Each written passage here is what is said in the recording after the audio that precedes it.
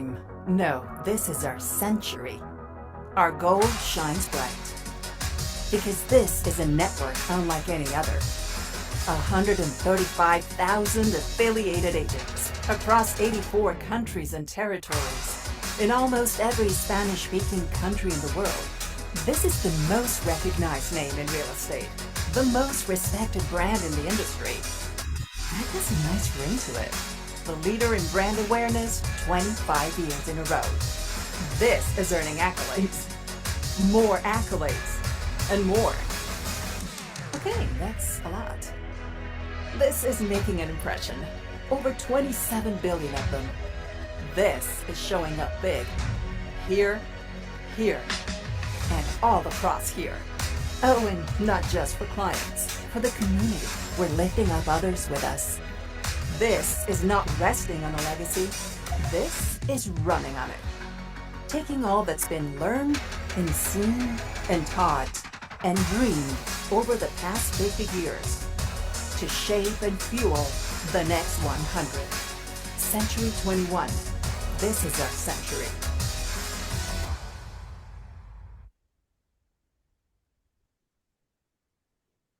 Good morning. Hi. Hi. Can everybody hear me? Yes. Yes, I can. Good, good. Let me get the screen out. This Good. Okay, welcome. Welcome to Let's Talk Real Estate. It's August 12th already, if you can believe that.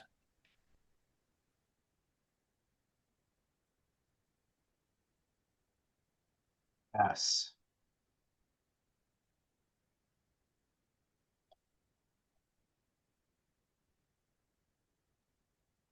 Hey, John, I think we lost you. Maybe the audio. Can you hear me now? Yeah, we can. All right. Excellent. Yep. Well, I was saying, welcome to Let's Talk Real Estate, August 12th, and Dinner of the Century. Go into the 21 online and into the marketing, and they have all of these Dinner of the Century, some whatever of the century. They even have a feature where you can make your own with your own photograph and your own tagline, which is a lot of fun. And Shelley, ask Shelley if you're having trouble with that because she's the master of that. We've got some really cool stuff out there from her. So get that out there on your social media today. And I'm going to leave that up because I also wanted to show you, if you can see me. Oh, I do have this new feature here where I think we can talk side by side with the graphic. In each office, we have a little merchandise shelf, and that's just to remind you of the C21 promo shop and all the stuff they have, and to give you some ideas of what it looks like. We have these gold ball caps in there. I've got a supply of those. And if you would like a free one, $20 value, volunteer for Multnomah Days this weekend and help us direct the parade. You'll have emails about that. And if you're able to do that, reach out to Nick. I know we already have some people scheduled for that. So we'll put out a good showing and we'll be the traffic police with Century 21 hats. It's going to look really good. Yes. We're going to have lenders and title also joining us. If Wearing people our running. hats. Yes. That's going to be nice. Yes. Be nice. Okay, what else we have? There's always beverage containers. Always a variety of those we have in the Portland office. There's one in Longview. There's one in Caldwell. The little soccer balls. We're running low on the soccer balls. If anybody would like some for a particular project, let us know. Surprisingly expensive, but we have a few left. And then my favorite thing is these little postcards that are mailed. They're mailed in an envelope. They're a funny size, but you can write on the back. It's got our website on the back. So these are really nice, and we sell these in packets of 10. Here's a packet of 10 with the joy of home. So come check this stuff out. And also go to the promo shop and see what they have. There's a lot of interesting stuff. They've always got new stuff. All right, let's have a little discussion about real estate. Kuhn couldn't be here today. He had a family issue.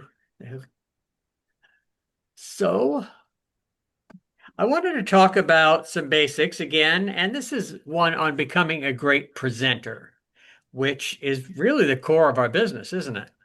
Yes. So point one, consider upgrading your professional approach, your professional materials you're using, even the clothes, which set you apart from other agents.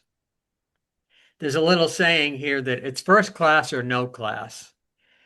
And I think when you're talking about your business and your livelihood and how you want to present yourself, I think that's true. It is first class or no class. But John, I sell farms or I'm in a rural area. Well, what does that mean? You know, what does that mean to your professional appearance and your professional dress and your professional demeanor and your mannerisms? It doesn't really mean anything. You want the top at all times. So think about that. Think about upgrading everything. Mhm. Because you deserve it. It's your business. You chose this brand. This brand is one of the grand polished brands, and you want to reflect that as well. All right, the second one. What's that? I was gonna say it increases your perceived professionalism. It does. It makes your credibility more too when you're perceived as a professional that way. Yep. Yes, it does. Yes, it does.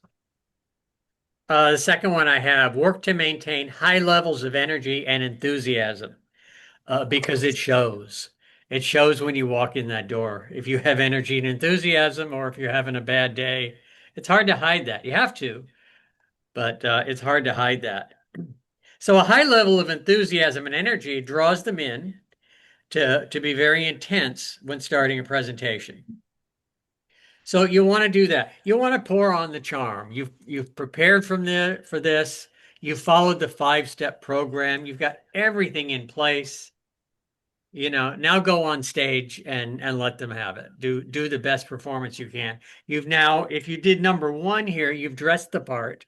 You're acting the part, and you know, so it's showtime. I think that's really what it's about.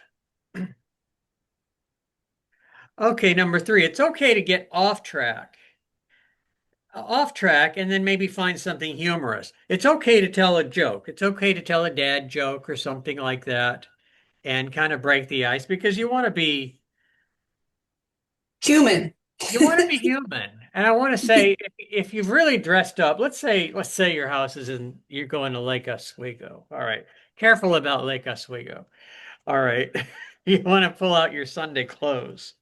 And so let's say you're there and everybody's dressed to the nines and it feels a little stuffy. Well, when you looked the part, you'd be excused for being a little more casual in your demeanor, and that would put people at ease. And if you told a joke and you just looked like you were having a good time, that would go a long way, especially if you looked the part.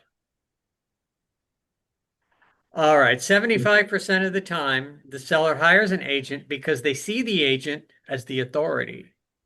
So are you presenting yourself as the authority? How do you do that? Shauna, how do you do that? How do you look like the authority?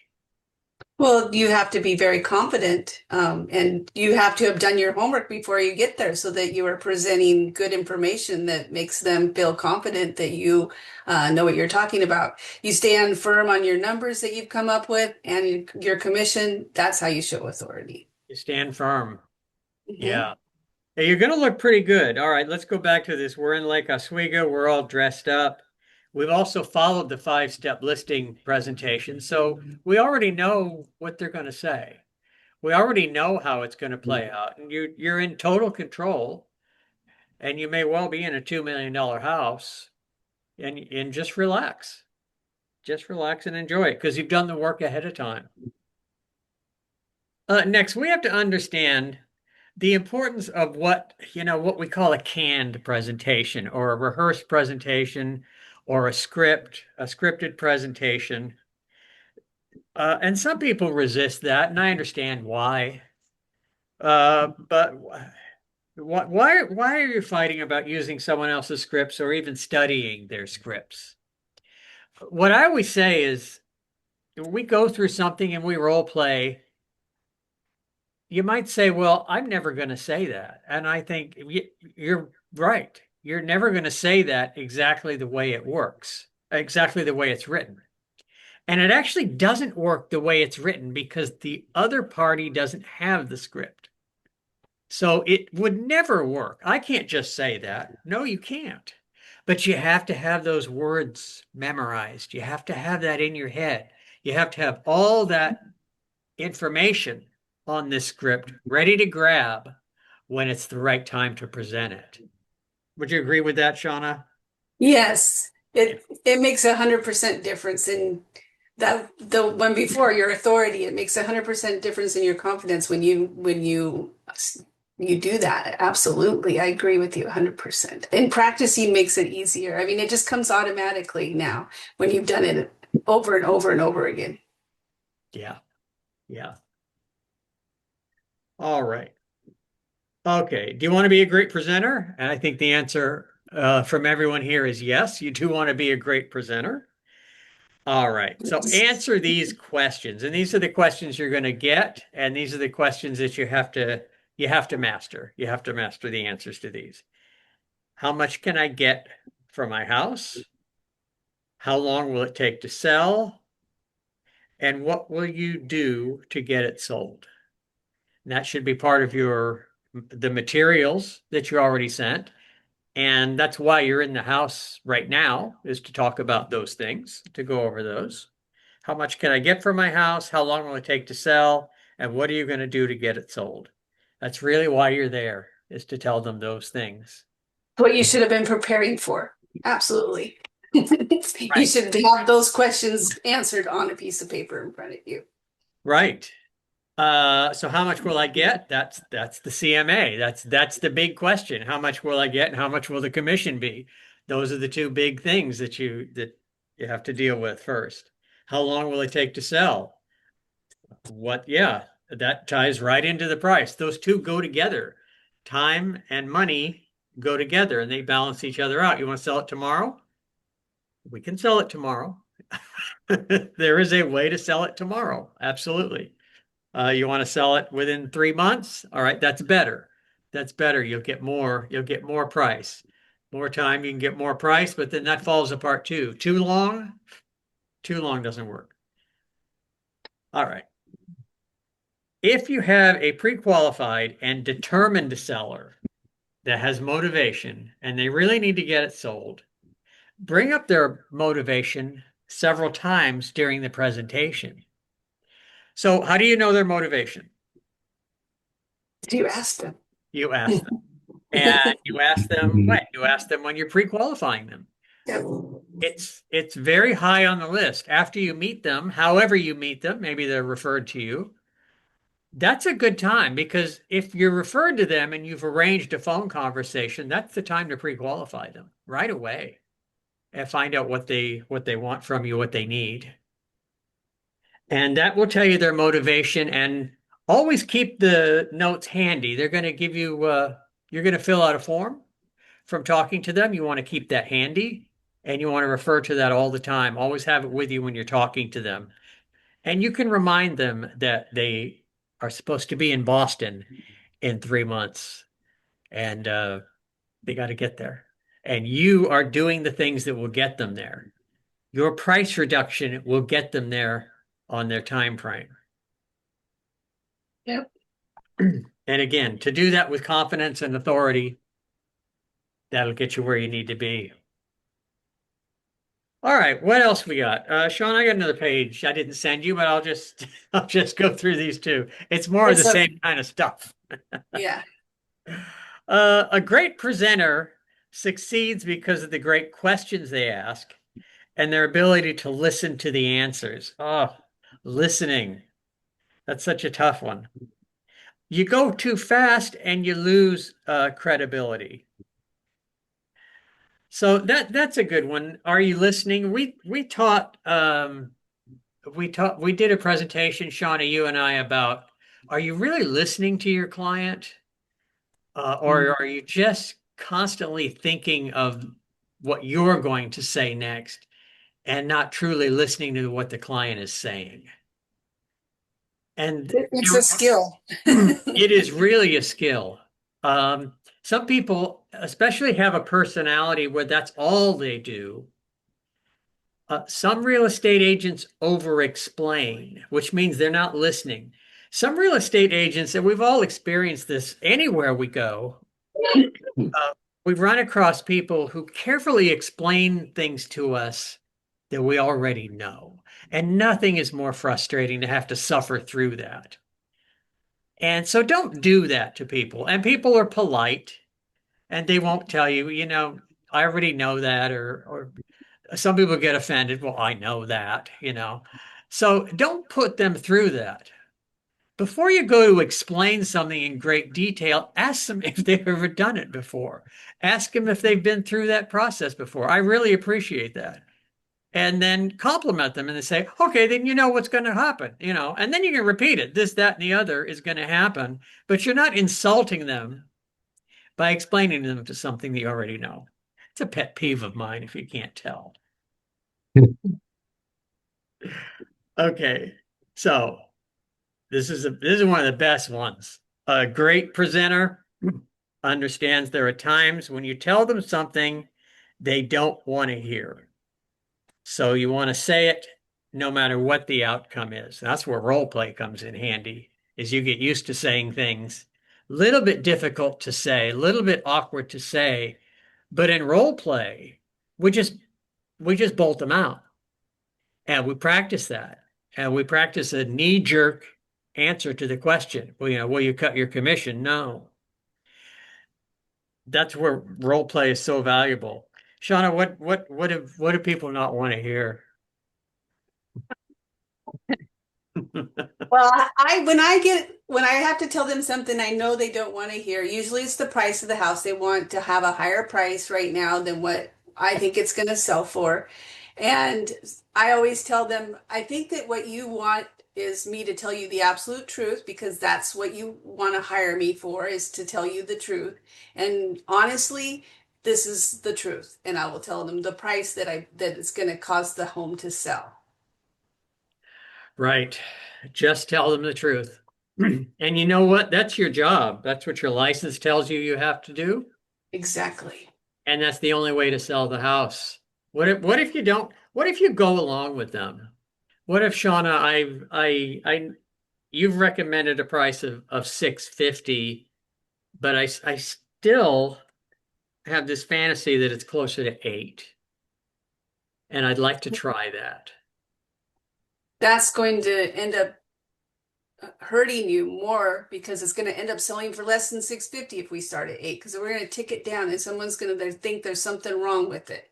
That is not the way to sell the house in this market. And you're sure about that? I'm absolutely positive. You sound very confident. I believe that. I believe Yeah. that. So I have a question, John. Yeah. Yeah, Grant, how you doing? Oh, good. Good to see everyone. I was going to say I had a question, and that's when do you look at lowering the original list price? By rule, if I haven't had an offer in 3 weeks, I encourage it to be lowered. So 3 weeks. Shauna, what do you think of that? Do you have a general rule for that? Well, I actually go around 2 weeks if I don't have anything, but it also depends on the price. So those higher end ones are always going to take a little bit longer. But if we're at a price range of 450 and it hasn't sold in 2 weeks, there's something really wrong. Right. Okay. Thank you. So Thank you. Yeah. And Shauna, what do you do? We always talk about a pyramid that right in the middle of the pyramid might be 550 today, a price of 550. It has the most buyers. And Mhm. then as the price goes up into the millions, a very narrow band. So it takes longer.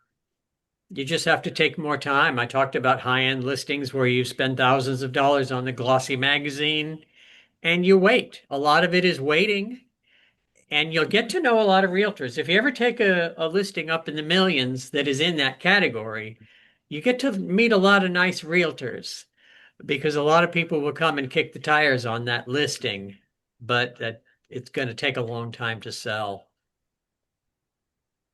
I find that the ones that sell fast are the ones that are like a one level in a certain area that somebody's just been waiting for. Those are the only ones I see that go fast. Most of the rest of them are taking around 6 months, I think, for those high end ones.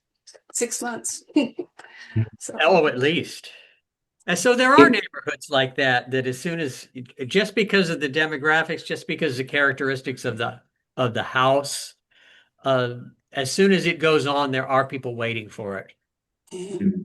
So And we do have two luxury listings coming up and a few with us as we speak. Century 21 has a huge amount of support for that and connections for that. So contact any of us if that's coming up and you haven't done it before, because we will work with you on making sure that it gets exposed correctly. we will, and there are high-end, Century 21 has the Fine Homes and Estates magazine that comes out seasonally, and we can work with corporate to get you into that. There are some other more local ones for that kind of advertising. And yeah, talk to your manager about that should you get one, and they're out there. Go after them. Certainly. Yes, You we have know, a they lot can of be support. fun. Mhm. A lot of support for you. Yeah. Okay, so this So, has to do can with I confidence. can I ask a question? I might have missed the time frame.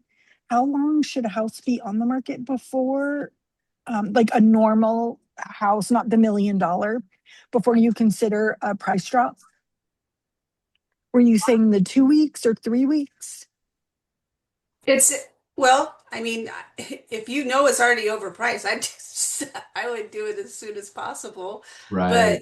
But if I mean, usually I say 2 weeks. Sometimes it's if it's in a questionable area or something, maybe a month. So anywhere between 2 and 4 weeks, I say. Okay, Right. thank you. So what would that, Shauna, what would that conversation look like?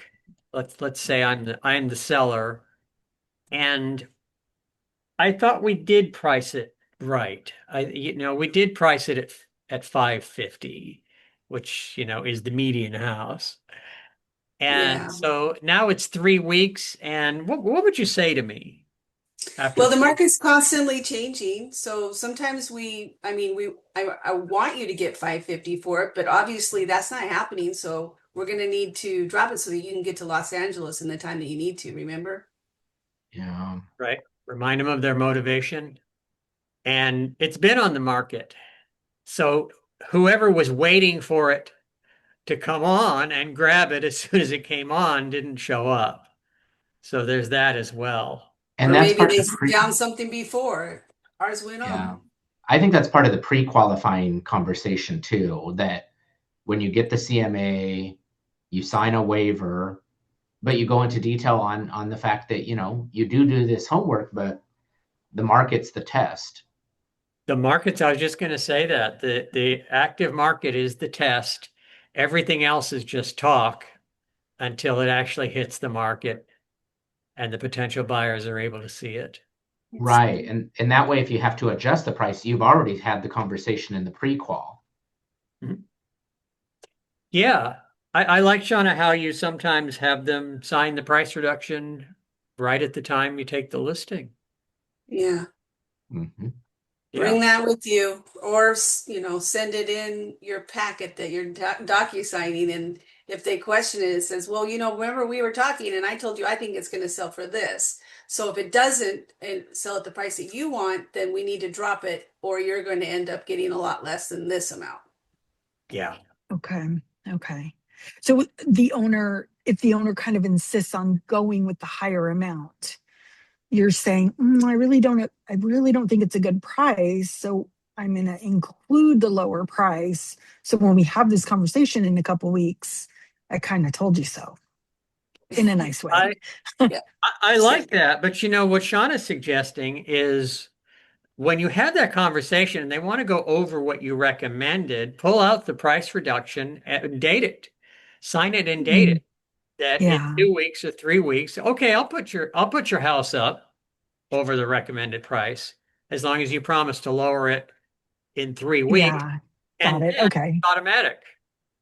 Got it. I Okay. mean, That makes sense. some of the time, okay, it's only happened maybe a couple times, but I'll tell them because I've been wrong once or twice, and the seller is right and I'm wrong. So, I mean, I'll tell them, I hope I'm wrong. I hope you get this Right. price, but Mhm. I mean, you don't want to, I mean, the market's gonna, whatever Is buyers are in the determined. pool at the time are gonna set the price, not Yeah. the seller, not me. It's the buyers that are gonna set the price.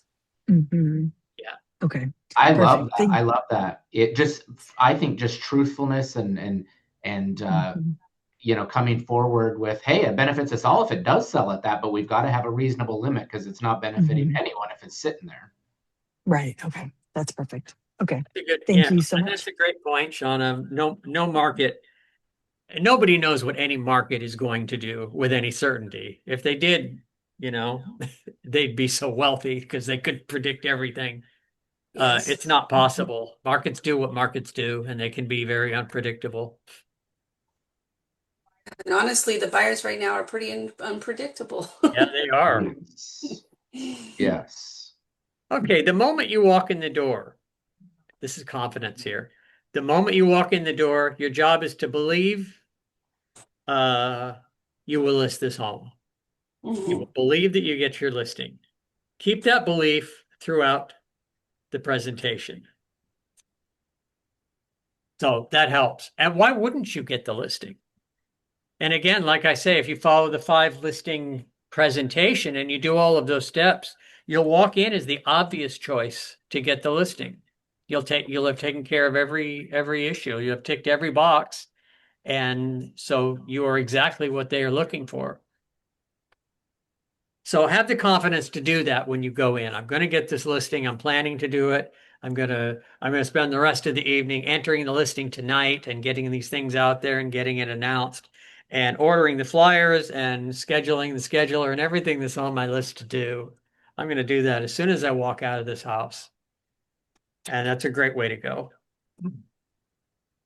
Yep. Okay. And I guess finally on this, when conversations become emotional, your job is always to be the calming force, to remain the professional as best you can. And that's not just at the listing presentation, that's at every single stage of this process. And remember that this process terrifies a lot of people. Some people have been through it before, and that should be easier the second or the third time. Sometimes it's not. But remember that you're now their counselor and you have to help them through this.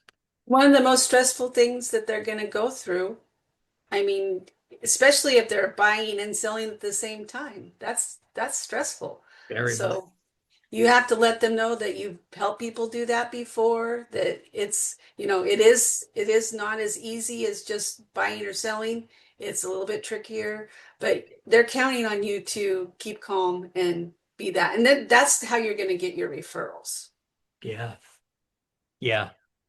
Because there is a way to do that. There are protections. If it doesn't go through, there's plan B, there's plan C. If those Always plan B. Yes. always a plan B. Mhm. Yeah. But you are protected. Okay. All right. Very good conversation.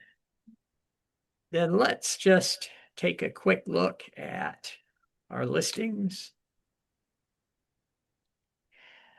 And so Kung is not here. I did see a number of closings. It's a busy summer, and that's a very good thing happening. Yeah, I had a closing yesterday Oh, in tell Oregon. us about it. It was in Siletz, Oregon, which is just about 20 minutes out of Newport, I think.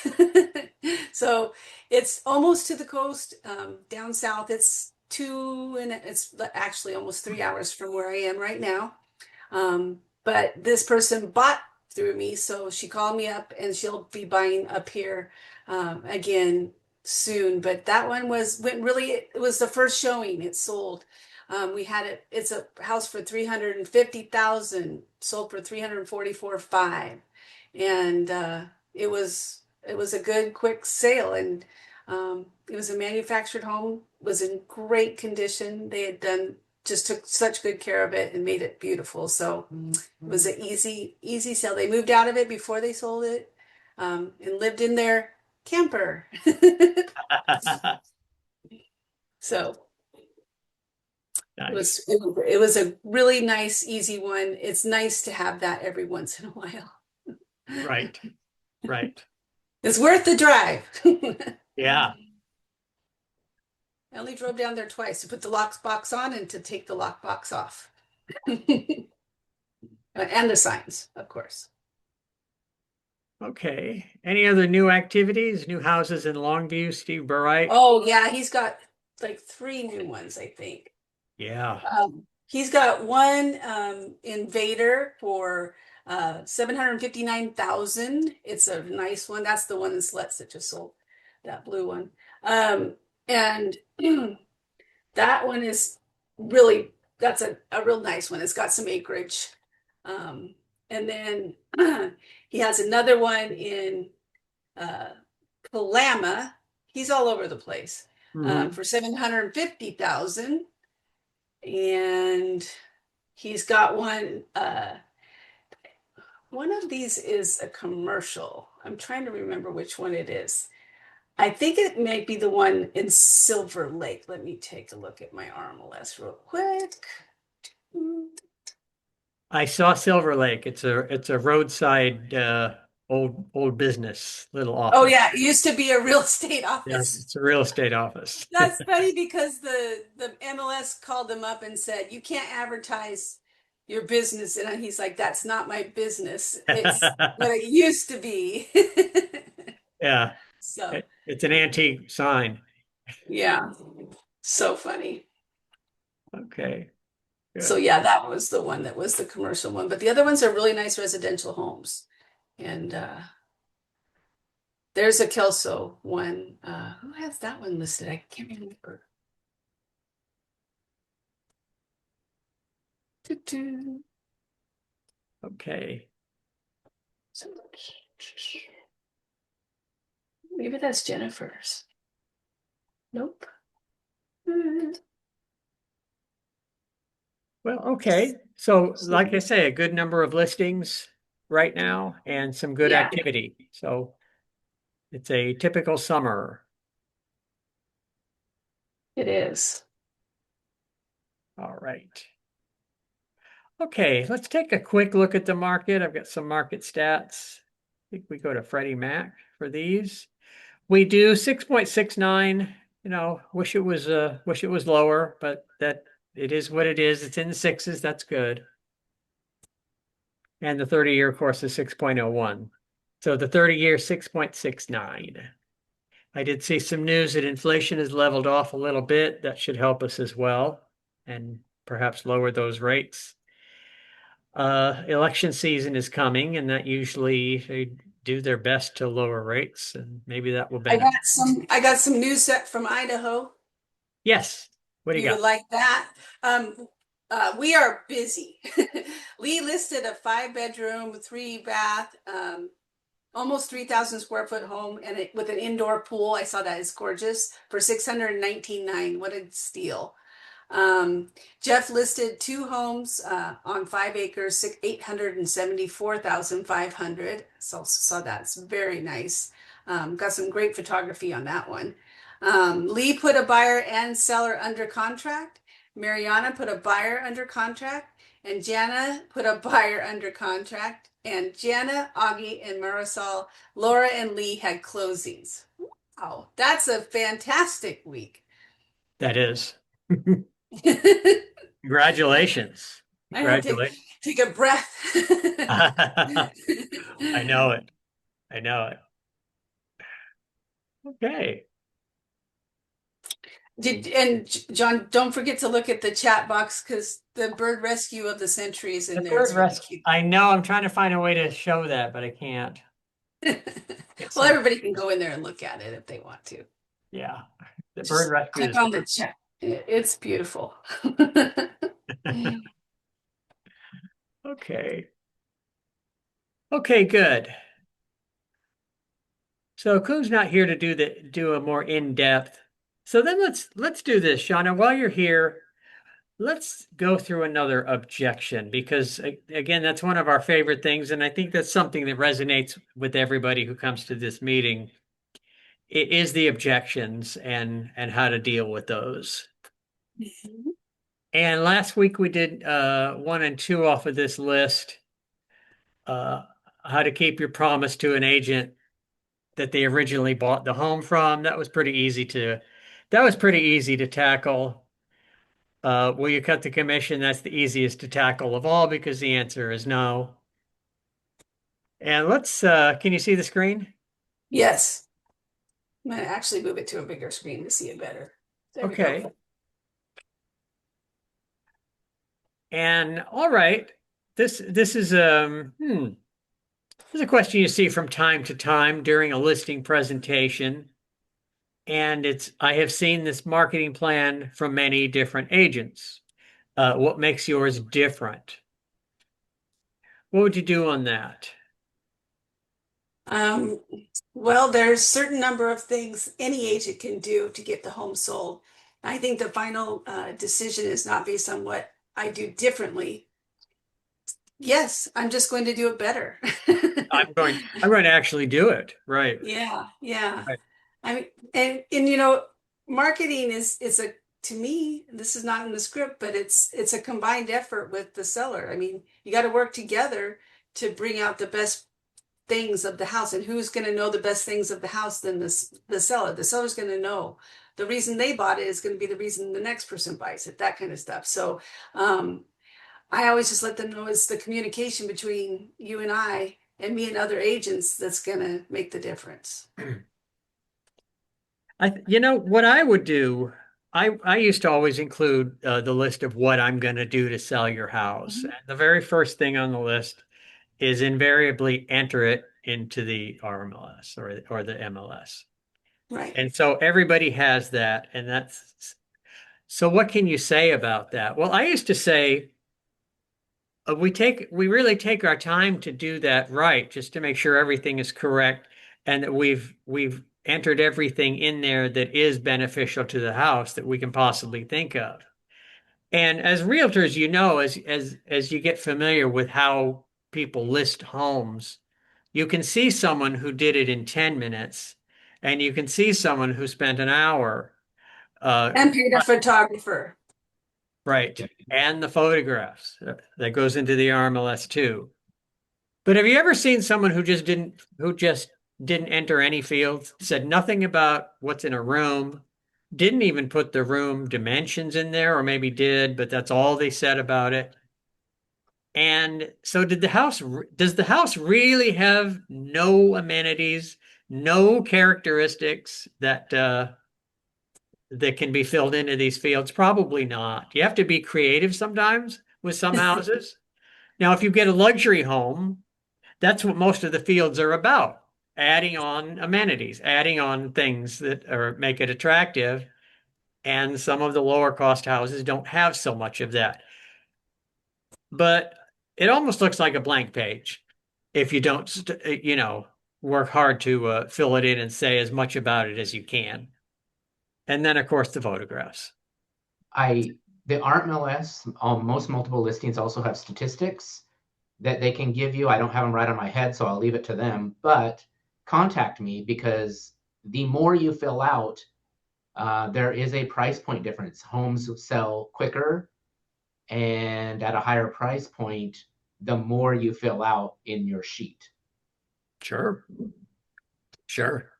I've also ran into problems with appraisers, believe it or not, when when it's not filled out with everything in there. I've had buyers where I was like, why didn't the seller's agent put this information in the MLS? Because then we had a problem with the appraisal because they're just not doing their job by viewing the house and doing their own work. They use the RMLS, a lot of those appraisers. So you really want to make sure that every amenity and everything that increases the value is in there listed. And sometimes you might even need to attach in a document that says, here's some extra things about this house. And you'll see a lot of agents doing that. Right. Right. A lot of stuff you could put in there. Okay. All right. Then number 4. This is a big one. Why is your price so much lower than the other agents that we've talked to? I mean, they have comps that show higher prices than yours. Yeah, it's confusing, isn't it? You interview 4 agents and get 4 different prices. Well, it's an opinion for one, but you're probably thinking, why did this person come in with such a low price? Doesn't he or she want to get the listing? Well, my answer is yes and no. You see, there is very big difference in the way that I operate and the way that most agents operate. Most agents manipulate the computer to show the figures that they think you want to hear. Why? Well, because they want your business and they want you to sign with them. I get a lot of listings, and it makes I don't need to do this. I'm not going to tell you a lie to get this listing. I'm going to tell you the truth so that you can sell it. That's what I would say. And I've memorized a lot of this, but I also put my own words in because I want to be very direct too. I don't want to be saying I'm smarter, better. It's just that I'm just not going to lie about it. Yeah. No, that is very direct. It's the truth. Do you want the truth? Yeah. Because if you're going to list that house for 800,000 and I want to list it for 650, guess we're probably not going to be working together. Right. Now, it takes confidence to do that. You have to have spent some time and feel really good about your CMA. Yeah. In order to do that. You have to really know what you're talking about to do that.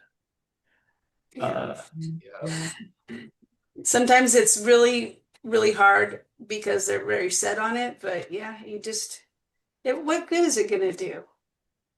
John, Yeah. What's I up? was going to say, I wanted to interject. It's funny, when I've met people in real estate, say sellers, I'll say, well, in being honest about this, and I have a friend that reminded me, try to use the reality of this instead of using the terminology and being honest with you, right? Yeah. How do you feel about that? Shauna? The question was using the reality instead of being honest. Is that what the question was? Yeah. I think whatever you feel comfortable this, right? saying, whatever you feel most confident saying. Right. They mean the same thing, don't they? Yes, I think so. I think that if you say in being honest here, it implies that you weren't honest in the past, right? So I just thought I'd ask and see what you thought about that terminology, right? I don't know that I would ever feel if somebody said because it's going to be one of the first conversations that you have with the seller, probably if you're talking about pricing. If it's one down the line, then we've already kind of talked about that. It's the market, but I don't think there's a big difference. I think it's personal preference on what word you want to use. Well, I think, I think in the context of this, we're kind of hinting that perhaps another realtor is being optimistic, maybe not dishonest, but a little bit optimistic and thinking, well, I'll tell them it's worth 6 and they'll list it and then we'll lower the price later. And that's a waste of time. Is it dishonest? I don't know. it's all subjective, like they say. I think so. And two different agents can have a different CMA to some They will. degree. Yeah, they will. Okay. It should have the same stats, but yeah. Pretty They much. are the same stats. But you know what? Everybody is not trained to do a great CMA because you have to, when you do that, you have to dial in certain things. Like you can't compare one level with a two level. You can't compare, acreage with, a new construction. It's just those things. Some agents may not know that. That's true. No, it's Yeah. true. And any agent who struggles with that, if you're not in a cookie cutter neighborhood, give your manager a call and discuss the issue. And there are other things to look at to try to to narrow that price down. If you're in a neighborhood with identical houses and a strong market, you are going to get a very good CMA. It can be obvious. That neighborhood Shauna was talking about, where people are just waiting for the next listing to come up so they can buy a house. Those are the kinds of neighborhoods where you can price really well. Take It's the acreage. ones that are Yeah. harder, the ones that is in a newer area, but an older house, has a little bit of acreage, has a shop, and it has all these things, and you cannot find anything near there that is like it. So I have one I'm doing today that's like that. So I might just ask some other agents, what do you think? Because I just, sometimes everybody needs to bounce it off of someone else just to know what the market might be doing. They might have more experience with that particular kind of house. Right. Okay. Well, look, time flies. That's great.